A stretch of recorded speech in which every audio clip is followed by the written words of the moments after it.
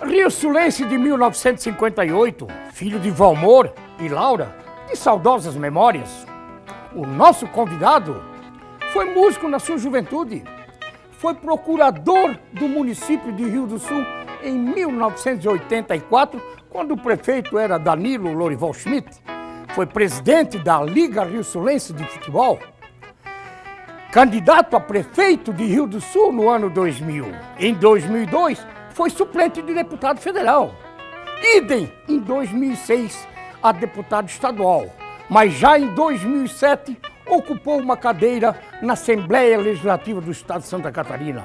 Nosso convidado de hoje é professor, reitor que foi da nossa unidade, empresário do ramo imobiliário e viajante inveterado, advogado Jaime João Pasqualini.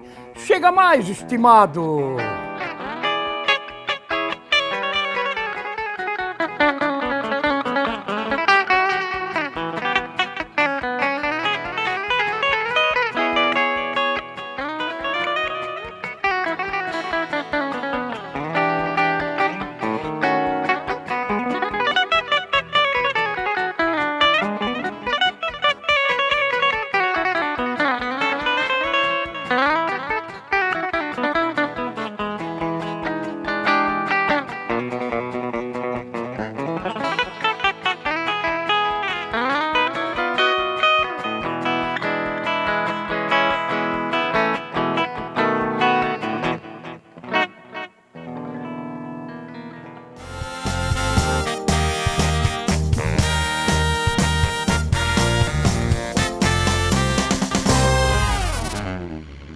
Estimado, obrigado por ter vindo no programa Na Boca do Povo, Jaime João Pasqualini, o nosso sempre advogado, sempre reitor, sempre professor, da política, uma cachaça que está correndo nas veias, sempre querendo poder ajudar, ser soldado partidário.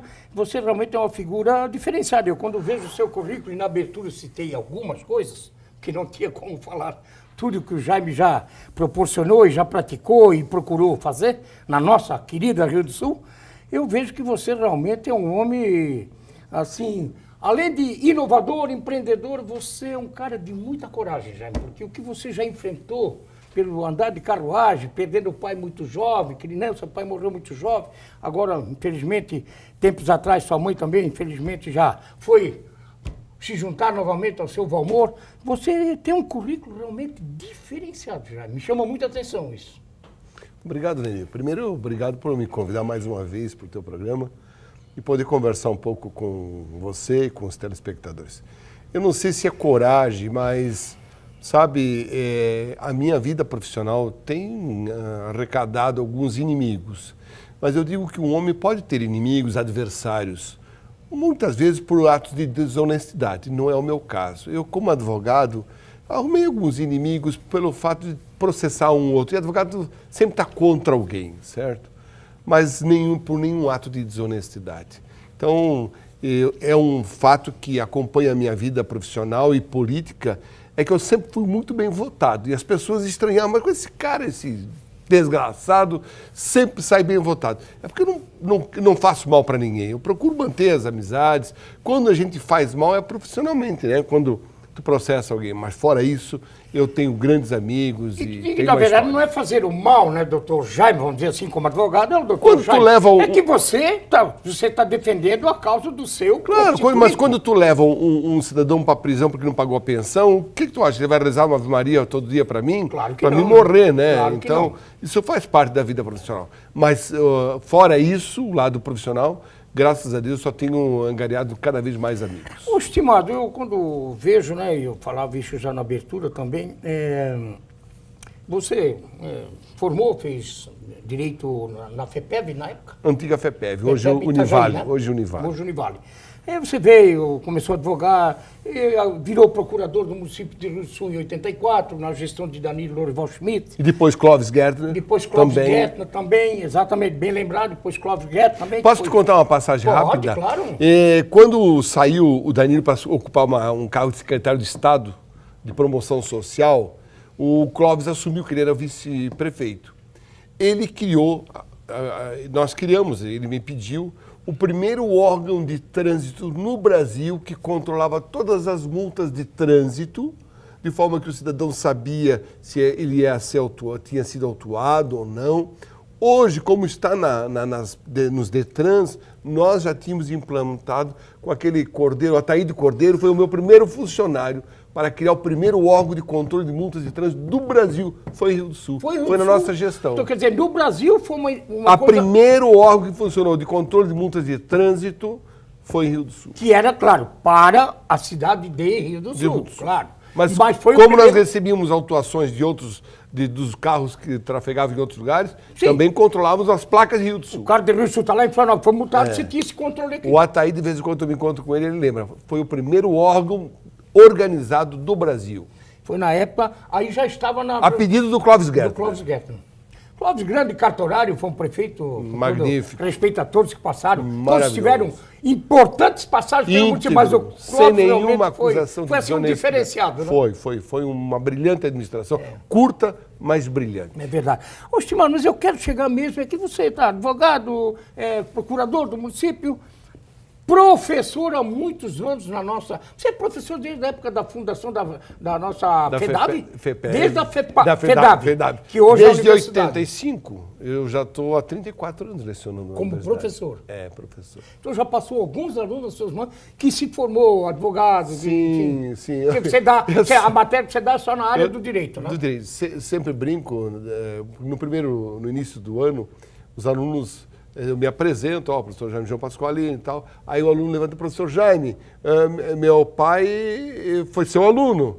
Diz, que maravilha, que legal, né? Mas, eu já aviso já. Aquele que se levanta e dizer que meu avô foi seu aluno, está reprovado, né? Porque não faz tanto tempo assim, né? E deve ter aquele, né, Chimarquinho, assim, mas o meu avô votou em você, doutor Jaime. Com certeza, isso também deve ter acontecido. Com certeza. Pois é, mas daí você esse caminho bonito como professor, que eu acho que o professor realmente é uma coisa muito diferenciada, né? Muito diferenciada. O professor é uma dádiva de Deus poder passar o conhecimento, fazer os alunos aprenderem para vencer na vida e ser alguém, enfim, eu acho uma coisa fantástica.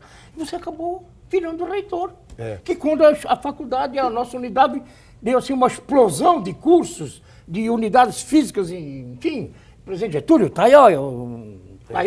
e Tuporanga, não sei onde. Realmente foi uma coisa assim de muito sucesso, Jaime. Eu quero comentar com você, primeiramente. Profissão é alguém que faz em troca da remuneração. O sacerdócio já é algo feito com o coração. E eu digo que tem duas profissões que são mais que profissões, são verdadeiros sacerdócios. É o professor, que abre mão de um pouco do conhecimento que ele tem e socializa esse conhecimento com o outro. E o enfermeiro, sabe? Cuidar de doentes é uma profissão que exige muito amor. Então, sem menosprezar as outras profissões, o professor e o enfermeiro são verdadeiros sacerdócios. E agregado ao enfermeiro, eu vou pegar um gancho. E hoje a gente se depara muito, e é difícil uma família não ter alguém. E você deve ter passado por isso com a sua estimada mãe. Hoje as pessoas atingem uma certa idade, normalmente bem prolongada, mas que precisa não só do enfermeiro, precisa do cuidador ou da cuidadora, verdade, que hoje é tão importante e tão difícil. Bem lembrado, né? bem lembrado. Mas voltando à tua pergunta inicial, podia repetir, por favor, que eu já me esqueci. Da nossa universidade. Essa explosão de cursos, quando você... Veja bem. Quando assumiu a reitoria, a universidade vinha muito bem, sempre ela esteve muito bem, mas você conseguiu dar um impulso de novos cursos, transformou essa universidade num pool muito grande, de muitas opções para essa juventude do Alto Vale poder escolherem cursos por aqui, para não precisar estudar, com todo respeito a Blumenau, Florianópolis, lá sei lá onde, que fica muito mais prático se você está em casa. Eu vou comentar contigo uma coisa que a gente nunca falou aqui em lugar nenhum. Eu assumi em 96 a FEDAV. Eu entrei lá pelos corredores e veio um... Era FEDAV ainda, quando FEDAV, você assumiu, né? E tinha 200 alunos próprios. E eu andei, aí veio um cidadão e disse, o que tu queres aqui? Eu digo, eu fui eleito presidente ontem, eu vim aqui. Não, mas aqui o presidente só assina cheque.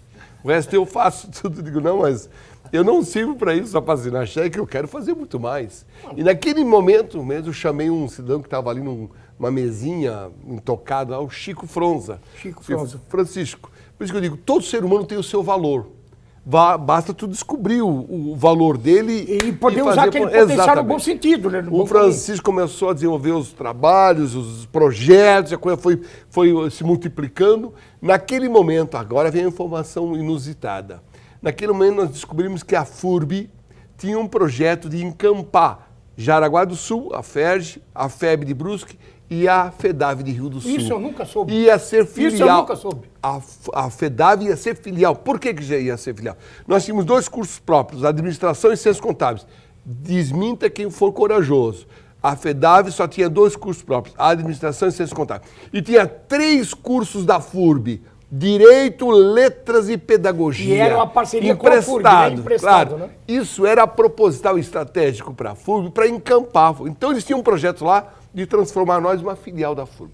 Quando eu e o Francisco tomamos ciência disso, imediatamente eu mandei ele que fosse a Lages, copiar o projeto da universidade que tinha, da Uniplac, trouxe, se adaptou a nós e no dia, alguns dias seguintes, semanas seguintes, nós protocolamos lá no Conselho Estadual de Educação o nosso projeto de universidade. Naquele dia que eles tomaram conhecimento, eles consideraram eu persona não grata da FURB, porque foi o nosso grito de liberdade. E graças a isso, nós começamos a multiplicar os cursos.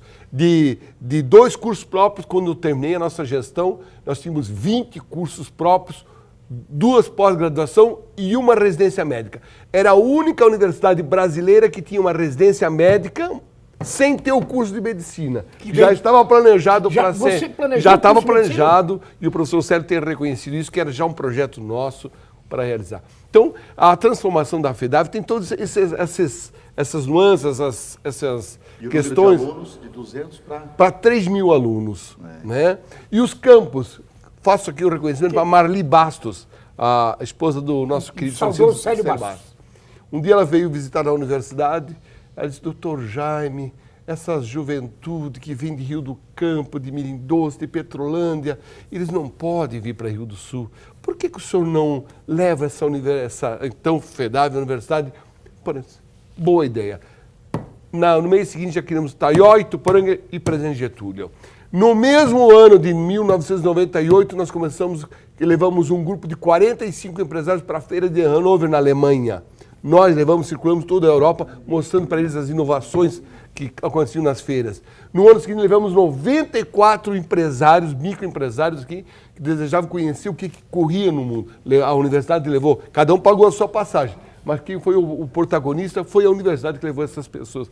Levamos para o Chile, enfim, toda essa expansão, não foi o Pasqualini que fez, mas propiciou que pessoas como Francisco Fronza, a Delce Tamanini, a professora Celi, nos ajudassem, o Udo Ciber. Né? Criamos o Desperta Cidadão, você lembra? Desperta Cidadão, Todos os anos nós motivamos a cidade para criar sua carteira de motorista, fazer sua carteira de motorista, sua carteira de identidade, uma série de serviços públicos que estavam reprimidos, lá nós oferecíamos. Aí a Senac, Senai... Todo mundo ajudava. Essas instituições estavam tudo lá dentro para atender a comunidade. Né? O pessoal estava contaminado por esse entusiasmo, por essa alegria. Quanto tempo você ficou na reitoria? 8 anos era o máximo que podia ficar. É o máximo que pode ficar, né? Pois é, agora então nós vamos ter também um processo sucessório. Então, porque o nosso estimado reitor Célio Chamou Marteado já está no 2º período, né? Sim, já está terminando no final desse ano. Final desse ano? A eleição acontece agora, em setembro, outubro. Então nós teremos... Um processo eleitoral. Com certeza. Como é que você vê isso tudo? Você tem acompanhado, você é professor da universidade? É que nós temos alguns paradigmas, veja bem. Eu fui reitor 8 anos. Quando terminou meu mandato, eu voltei para a minha cadeirinha de professor. Com o mesmo entusiasmo, humildemente. E é isso que as pessoas têm que se acostumar. Não é porque tu for reitor, agora tem que continuar lá em cima. Não. Tu empresta o teu serviço por um certo tempo, a tua experiência, a tua vivacidade, a tua inteligência, e depois volta para o teu lugar. Você acha que muitos não conseguem deixar a cadeira do top? Eu vou dizer que eu dei o exemplo para isso. Com certeza o professor Célio vai terminar o mandato dele e vai voltar a lecionar comigo com a mesma, o mesmo entusiasmo, a mesma alegria, mas você não é presidente, você não é reitor, você está.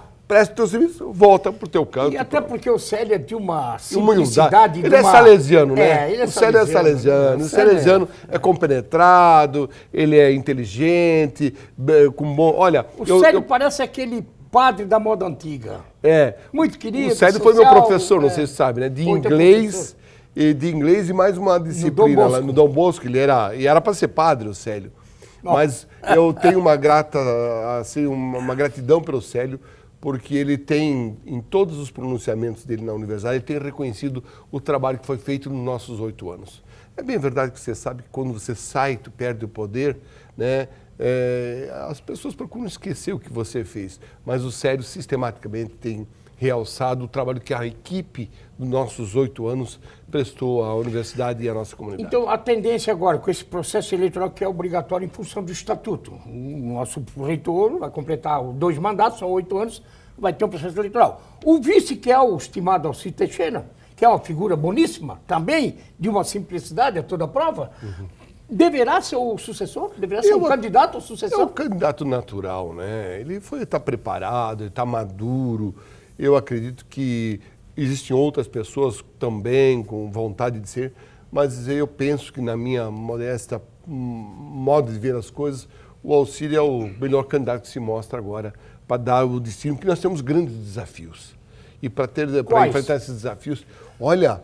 Veja a crescente demanda de universidades que se rodeiam até nós. Se nós não tivéssemos ocupado o Taió e o Tubarão Brasil Getúlio, hoje a Selva estaria em todos esses polos, com certeza, né, levando o lucro para as grandes empresas de fora. Certeza, né? Com certeza. Então, mas o Alcir, eu já conversei com ele, ele mostrou, assim, ele está muito sintonizado aos desafios dessa concorrência das universidades, das dificuldades dos nossos alunos, do esgotamento de alguns cursos.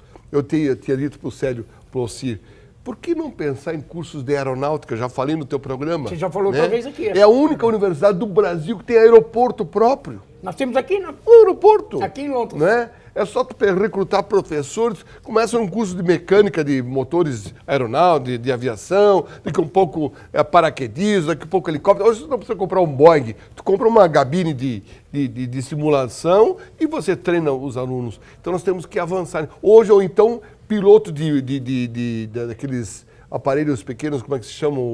Drones. Temos que avançar nisso. Porque a administração, direito, até mesmo medicina começa perdendo espaço. E nós temos que... A universidade não é o vagão, a universidade é a locomotiva. Ela tem que estar na frente do processo. Lembra que nós tínhamos curso de ecologia em Rio do Sul? Tínhamos curso de ecologia. Não temos mais? Não temos, faz tempo que foi fechado. Mas tinha demanda, vinha de gente de São Paulo, Rio, fazer o curso de ecologia, rapaz. Né? Preservação do meio ambiente, toda essa orquestração mundial. E nós temos que enfrentar esses desafios. E o Alcir se mostra capaz. Uma figura, eu lembrei agora, que fez a ecologia aí na Unidab, e já não está mais no nosso meio, infelizmente. Vilando Sérgio Curti.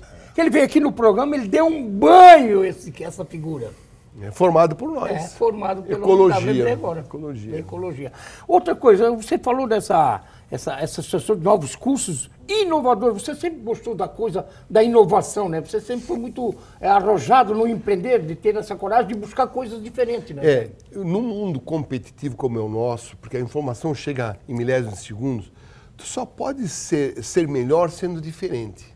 Para ser diferente, tu tem que criar, inovar. Senão, tu cai na mesmice e aí a decadência é fatal. Né? Quando tu começa uma coisa, pensa diferente. Porque se tu fizer a mesma coisa, tu já sai perdendo. Eu estive lá, eu não me lembro se foi janeiro, fevereiro ou dezembro, não me lembro. Foi agora há pouco tempo, na universidade, e aproveitei para fazer uma visita. O Josué, lá, meu estimado, que joga a pelada dos veteranos lá no Ouro Verde, disse, olha, vamos conhecer as novas edificações aqui do curso de medicina. Já tinha as aulas acontecendo em algumas salas, mas não estava totalmente pronto. Agora eu acho que já deve estar praticamente tudo pronto.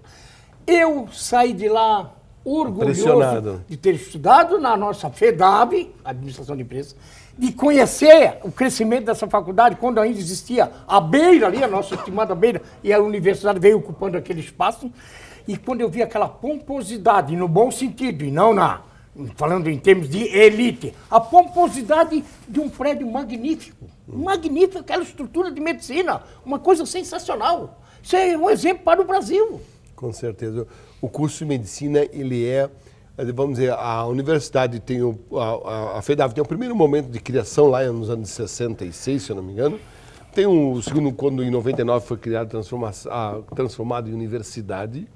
E agora, com a criação do curso de medicina, podem ter certeza que esse curso vai promover a universidade a nível local, regional, estadual, de forma maravilhosa. Mas você falou uma coisa no começo para nós encerrar, porque o diretor já fez assim, eu sei que nós temos tempo, né? E o tempo corre. Mas você falou uma coisa que a gente esquece. Eu também não lembrava mais. Que nós, antes da faculdade, nós tivemos a residência médica. E a gente esquece desse processo. Se tu me permite, eu vou comentar rapidamente. Tá bem rapidinho.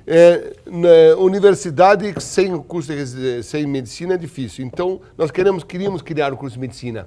A maioria dos médicos contra.